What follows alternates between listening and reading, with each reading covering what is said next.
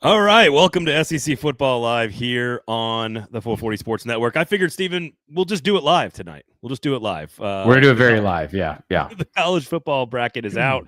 This will be sort of a short show. We thought, you know what? Let's go ahead and get it out of the way and have a good conversation about it. We've waited for many years to do this, and here we are. And I'm predictably very frustrated by the exact things that I thought I'd be frustrated by, and excited about the exact things I thought I'd be excited by. So that is Stephen Godfrey at 38 Godfrey. I am Braden Gall. Good to see all you guys. If you want to jump into the comments and have any questions about what's going to happen in this bracket, please do so.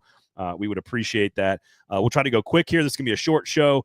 And then we'll be back up and running as we get closer to the games that are going to happen like a year and a half from now. So first and foremost, congratulations to the Oregon Ducks on a fantastic season. Congratulations to the Georgia Bulldogs on beating Texas twice and winning an SEC championship. Congratulations to Arizona State for being one of the hottest teams in the country. Your reward is not playing for a month. Congrats to Ashton Denty for being awesome, and Boise State, and there you have it. Congrats to Indiana and SMU on getting in. So that's why I'm going to start with you, Steven. Okay. I know this is like catnip for you. I mean, not Alabama, Ole Miss, South Carolina, Miami. You could pick a team. Did the committee get it right with SMU over those teams? I have no problem with it. I really don't. I would not have had a problem with any of the rotation of the teams. Honestly, I think that I don't know if I would have said the same thing in the first half of the ACC championship last night. Now, the caveat to that, and I don't know if you want to start here or not, is that I don't think that the committee said last week going into the final fake rankings or whatever, that conference championship weekend wouldn't really be held against anyone participating. That was the logic that we were given, right? It shouldn't really. But for a hot minute, it felt like Clemson was going to run away with it. And I thought, oh, okay, like we're going to have some conversations here. This could get trickier than I thought, but then it ends up being an exceptional game. Obviously, yep. I think you start to bolster your resume on both sides, and so we sort of sidestep that argument. Gosh, yeah, I don't know where you want to go exactly. I am very interested about paths. Let's stick with quickly the debate about SMU, because first of all, it was hilarious that it got broken ahead of time, which is fantastic to me.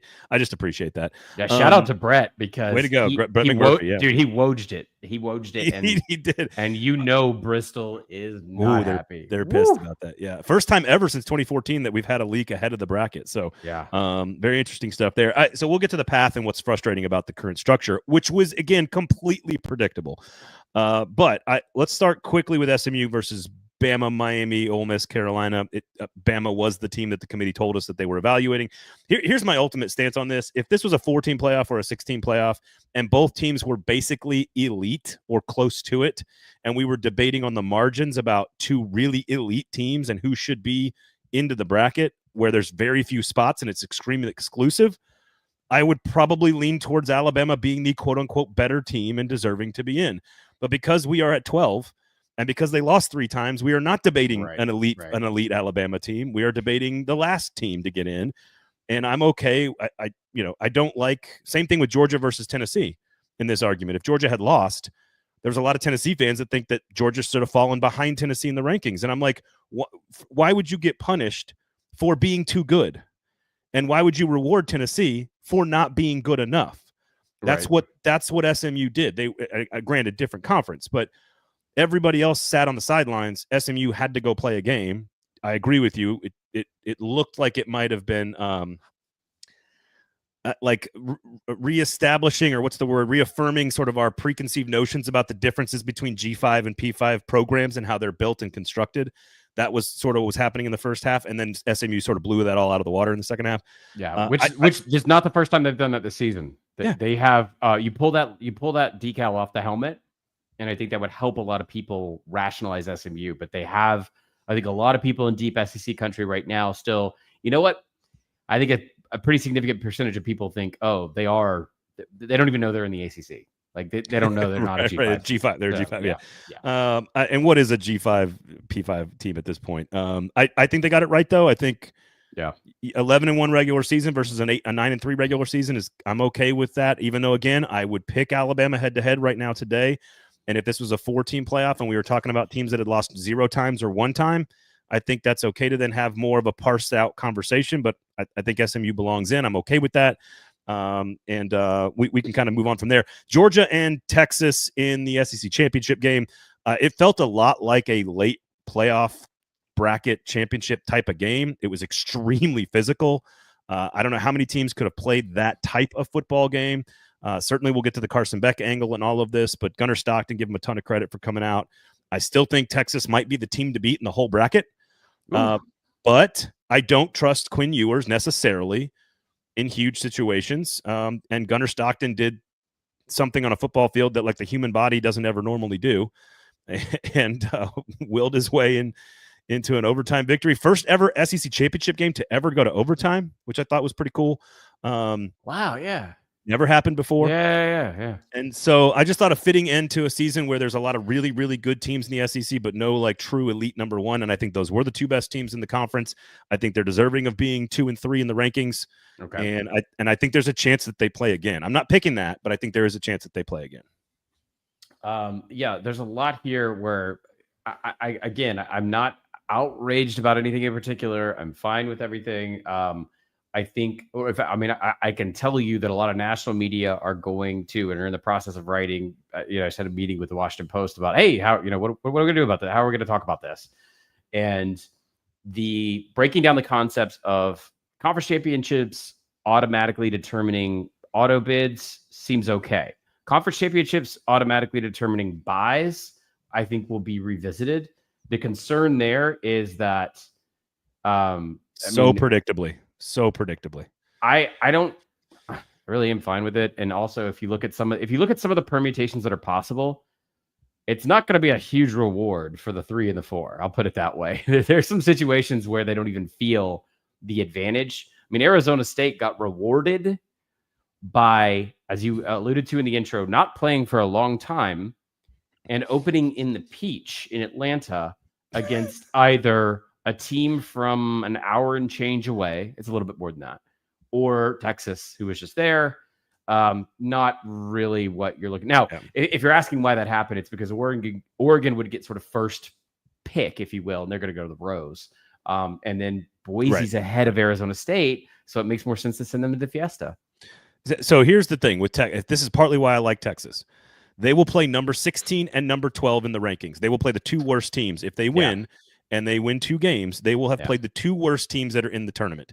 And that was their reward for losing the SEC championship game. And so if you're a Texas fan, you're going, hell yeah. Sure, certainly playing either Ohio State, Tennessee, or Oregon in a potential semifinal is a major lift. And I'm not suggesting that they win that game. I'm not suggesting that they beat Arizona State. But if they do, Texas will have beaten number 16 and number 12. They will not have played a top 10 team. And that is insane considering what Oregon accomplished this year. The only team to go 13-0, the only team to like truly a special season. And their reward is playing what I would consider 2 of the top 5 teams, one of 2 of the top 5 teams. I would have Ohio State at 4. I would have Tennessee at 5. That would be my rankings. And you're going to have to play one of those 2 now after you just 36-hour drive, by the way, from Indianapolis to Eugene. They didn't go, by the way. I was there. A 12-hour drive. Yeah, they just. Oh, the fans didn't go. Yeah, the fans didn't go. No, we had an event for Who Killed College Football on Friday night in Indianapolis, and just as a quick aside, there's going to be a lot of talk in the offseason about changing this format or modifying this format. I can tell you right now, as someone who was there and someone who spoke to a lot of agents and corporate side people in college football this weekend, conference championship was the engagement was down across the board. Tickets did not sell the way they were supposed to, even in Atlanta. The get in cost in Atlanta was shockingly low. Allotments were not officially sold out. Hotel blocks were not officially sold out. And I'm not just referring to the fact like, hey, Georgia's the home team, they can do this. I'm saying Texas fans were very ambivalent from a spending perspective. And Braden, I don't know if you've ever done the Big Ten Championship before, but I took my father to the very first one. Okay, Russell Wilson versus Kirk Cousins. It was a great game. Yeah. You can, I don't know who that second person is. You can be overwhelmed actually in Indianapolis by like how the Big Ten fans turned out. Not the case. The double whammy of Indiana, Ohio State not being in, and then a team from Oregon having to come all the way in. I just want to pause for a second.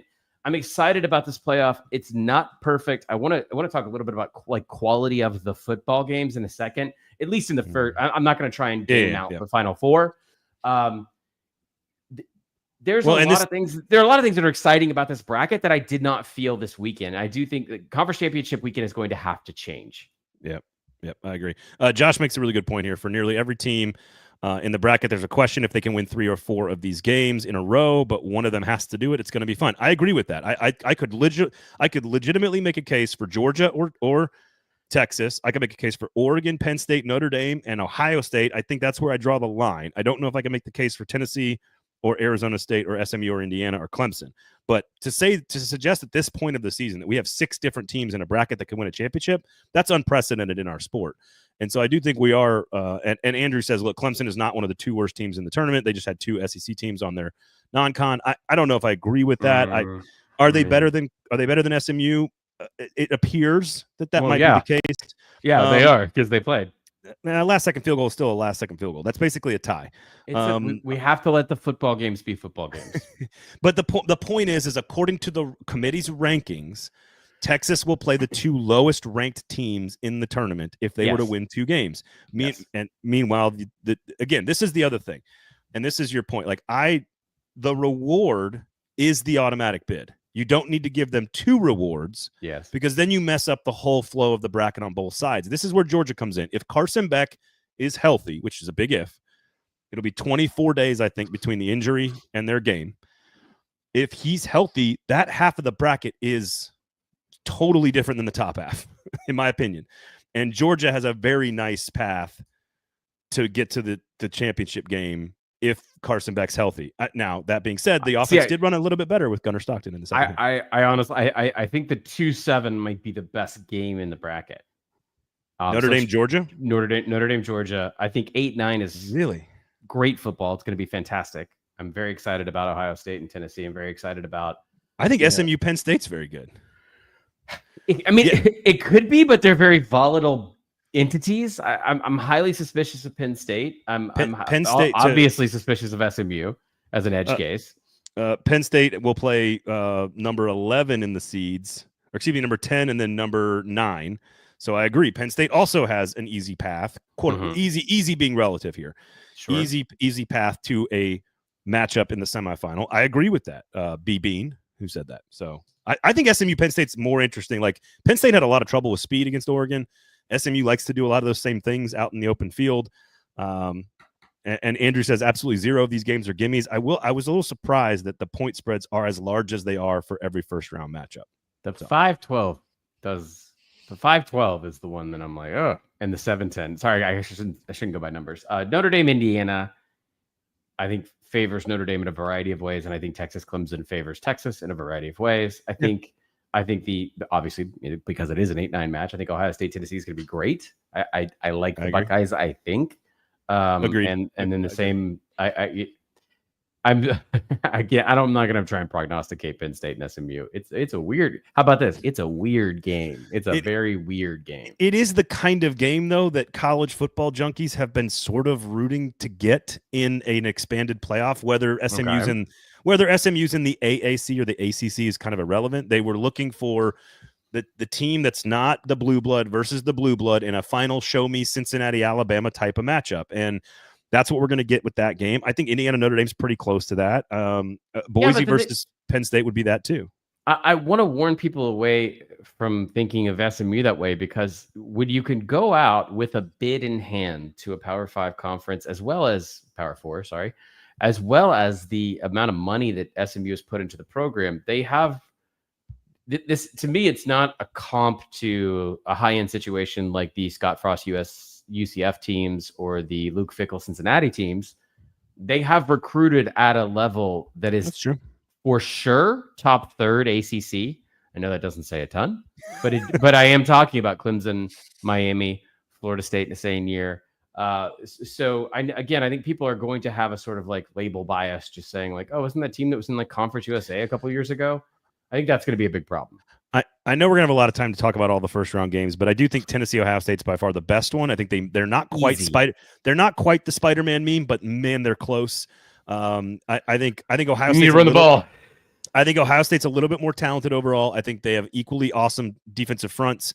And again, congratulations, Oregon. You're the best team in the country. You had the best season, and you get to play one of the 2 or 3 or 4 best front sevens in the entire country, no matter who wins that game. I think Nico's a little bit more talented and dynamic than Will Howard if he actually can realize his potential. The running backs for both of these teams are extraordinary. I think the receivers for Ohio State are significantly better. So you can kind of go chunk by chunk in this game. I think Ohio State's the better team. That's why they're favored. I would pick Ohio State slightly. If this was Tennessee at Penn State, I would think it's basically a dead even game, and I would take Tennessee because James Franklin, I don't trust in a big situation. But correct, Godfrey, Ohio State lost to Michigan, and everybody in my friend group and my fellow alumni and in Nashville all like, oh, laughing at Ohio State. And I was like, y'all, you're going to end up playing at Ohio State. Be careful. It's the worst case scenario. Be careful what you wish for. And here we go. So also, and look, if you're an Ohio State fan that might happen to be listening to this, this is all cold comfort. To be exposed like that against that team at that point of the year and still be alive for a national championship allows you to essentially have the greatest excuse in the world to change personnel, scheme fit. You've got a ton of time because you haven't played since basically Thanksgiving weekend. So you're going to have another two weeks. This will be, I think I'm not predicting wins. I don't really do that, but I do think it'll be a very different Ohio State team that comes out. And I do think they're incredibly similar in how they want to establish game control. It's going to be a lot of pass rush. Chip Kelly, Josh Heupel. There's a lot of stuff going on. B Bean says, if all underdogs won in the first round, how shocked you would be? Scale of 1 to 10. 10. I'm pretty shocked. Yeah, I would be super shocked. The Indiana one. I mean, Indiana would be really shocking to me. Clemson would be. I'm surprised you're that way. Shocking. I'm surprised you're that way on Indiana. So Andrew says, it's just the matchup. It's the matchup. Okay. Andrew says, I would fully expect 2 upsets in both rounds. So here's the question: if there are 2 upsets, certainly Tennessee is one of them. Who's the other one if you're picking an upset? They're all about 8, 9, 10 points. Definitely. It's Tennessee technically, and then SMU. You give SMU a better chance than Indiana. I think so right now. Okay. I think so, I think so because of the way in which Ohio State was dominant in that game with Indiana. Brad has an answer. Clemson is beating Texas. Okay, great. That's fair and everything, but I know Klubnik's love your energy. Love your energy. right. I just think Texas. And here's the thing that you and I have talked about all season, and I think this is what I am looking forward to. It's why I really enjoyed Georgia Texas in the SEC championship game. Is that those were extraordinarily physical, talented defenses flying around that are well coached. And I think, like, you look at Tennessee, Ohio State, Penn State, Notre Dame, Oregon, Georgia, Texas. Those are all, is it fair to say elite defenses? Almost all of them. They have flaws. Tennessee's got flaws in its secondary, but those are elite defenses. You are going to have to play defense to win this bracket. I don't think if you're an offense-only team, you can win this bracket. Yeah, and off the rip, that would eliminate, I think, SMU probably instantly, and I think Indiana pretty quickly thereafter. I'm not questioning their appearance.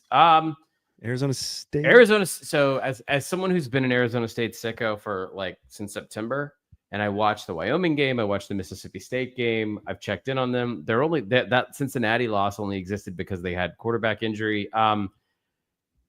Happened. They also lost their star receiver to injury last week, so they very much it will. They do enjoy turnover luck. I'm not saying it's a bad defense. I'm saying, and here's the thing: several national championship teams have had what you would call fluky or just an aberration towards turnover luck in their title year or in their title appearance year. So you can't be criticized for having good turn. I mean, if you are picking the ball off, if you are getting more 50-50 balls, they should be held against you. They're not elite in terms. Well, you and I both know Billy C. It's gonna even out over time. You can capitalize in 1 year, but you can't over time. You're gonna get 50-50 recoveries of fumbles, 50-50 interceptions on deflected passes, et cetera, et cetera. Oh, there's some teams that won't be in this bracket next year. Sure. Oh no, half of them. Yeah. Half of them. Yeah. I do. Maybe this is another way to start kind of a different conversation. Andrew says he's worried about Oregon's defense, and I do think that game kind of played out in a strange way. It's very un-Big Ten like. But I do think if you told me The game. Here's the thing: the things that I don't know, the ones that I'm least confident in. How about that? Is Oregon v. Ohio State in the second round. That one I don't know because it's a rematch, and Ohio State almost beat them on the road. I could see Ohio State easily winning that game. So I don't know who I love in that matchup. Yeah. I agree with you that Notre Dame is a good challenge for Georgia, but if Carson Beck is healthy or if Gunnar Stockton has a month to prepare, I'm taking Georgia over Notre Dame and Penn State. I don't question those as much. Maybe Penn State, but I'm not. To me, this feels like Texas, Oregon v. Georgia. The winner of Texas, Oregon v. Georgia with an Ohio State caveat in there is how I'm looking at it. Oregon v. Georgia. That's how it feels, and that could be Georgia v. Texas Part 3. I just want to, and I don't have the answer, and I don't really have a candidate here. Mathematically, in a 12-team bracket, you will have, and then you put college football into a 12-team bracket scenario. Something is going to happen that is mathematically, from a prognostication standpoint, we're talking about big boys and evaluating player, all that, something is going to happen that is dramatically weird and unexpected. It's probably Tennessee. Like SMU in the Final Four or something. No, I mean, serious, something. No, could, I think your basic theory that there's chaos coming is a sound one. I think that is a sound theory. And it might be something as dumb and weird as me grossly underestimating Indiana, and then they catch fire against an injured Georgia, and we look back 5 years from now, and be like, do you remember that? Like, do you remember that thing? This is not basketball, but it is going to replicate college basketball in certain ways that we are going to be like, hey, if I see a Kansas fan, I can say, hey, remember losing to Bucknell, or when Vermont beat Syracuse, whatever. Something like that is going to happen. To me, that's a team built like Tennessee, a very talented but developing quarterback in an offensive system that's very compelling with an elite front seven, going up against a team like Ohio State that sometimes struggles to score because of the quarterback play, and then playing Oregon in a Rose Bowl matchup where maybe you just can outpower them. I don't see that. That's not my prediction, but Tennessee is one that I could see. Penn State getting to the championship game is another one that I think I could see, and that I wouldn't put it all that crazy. Andrew says, who's the best quarterback? Who has the best quarterback? Man. Oregon. Yes, I was going to go Oregon, but I was double checking. I mean, Georgia's quarterback situation is uncertain. Texas has a sort of self-inflicted uncertainty. I love Riley, and Riley Leonard's very good. So I like Riley Leonard up there too. I like what Sam Levitt's pretty good too at Arizona State. I like Notre Dame in an everything after NIU situation this year. They got banged up with USC, but I also think Lincoln can still scheme a game. Yeah. So there's a lot here. It's funny. I'll take two comments we've made independently and give you a chaos scenario. Ooh, let's go. Arizona State's turnover luck and your mistrust of Quinn Ewers. Because I hear you. The first two quarters with Iowa State, it was very much we can tell you we're coming and still do it. It's very Iowa State to be. It was very kind of like vintage Matt Campbell or his first run with Iowa State. The play calling was very similar. I thought that they blocked him up. They couldn't find run fits on him. Like that it's crazy to say that. Who has the Texas? God. Who has the best defense? I don't think you can answer. I might lean Ohio State and Texas as the top two with Georgia right there. It's like Georgia. It's like, but the answer should be Georgia. But it's like when they want to. It's like when the game's in flux in the second half. It's like when you shake your keys at them. Yeah, exactly. Notre Dame is the defense that I like the most lately. I like Notre Dame. I think going back to the beginning of the season against an A&M team that was really sort of like almost auditioning for itself. Week one is not something I would recommend drawing any inference from. I cannot shake the tech. So first of all, who has the best burgers in Nashville and beer in Nashville? ML Rose. Make sure you go check out ML Rose. 6 great locations around the city here in Middle Tennessee. If you're in the area, please check them out. They got great drink specials on Saturday and Sunday mornings for football games, and of course, great craft beer that you can get that's sort of like Middle Tennessee beer, and elite burgers, and according to my wife, the best ranch dip you can get anywhere. First, just shake me of this. And I know a lot of you guys in the comments are already saying stuff about Quinn Ewers, which I don't disagree with you on. I trust Steve Sarkisian. I trust the Texas defense, and I think their path is very manageable. You start putting all that together. I don't trust James Franklin. I don't trust – like you start doing the I don't trust thing, and Texas has a lot of the things that I trust the most. I also think that there's a bit of a mission element here. Like I think Texas is on the mission here, and I was pretty shocked by them last year against Washington. That was a bad showing. But that's the same decision-making matrix on field and in game. So you know what that game what that game enough is the Arizona State matchup. Yeah, which I'm not trying to do that. I'm not trying to do this. You right are. now. You're picking Arizona State. You're picking Arizona State over Texas, is what I'm hearing. Good God, look at. I mean, okay, play that out for a second, and it. Oh, I could hear all the people off the record in my head. You think about the amount of money that is spent in this game. You think about how the investments are made, and then you think about how much is invested in the Texas Longhorns roster.